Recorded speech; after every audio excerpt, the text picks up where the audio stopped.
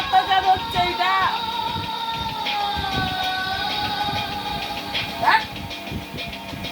গামছা দাও, পুরো বুক টেনে দিয়েছে।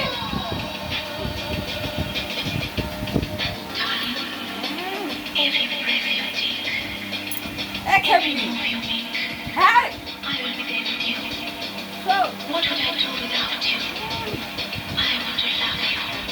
তুই দাগ মেরেছিস? হ্যাঁ কি এসে আমাকে কিসি দিচ্ছিস, আদর করছিস? তুই দাগ মেরেছিস? দেখো দেখো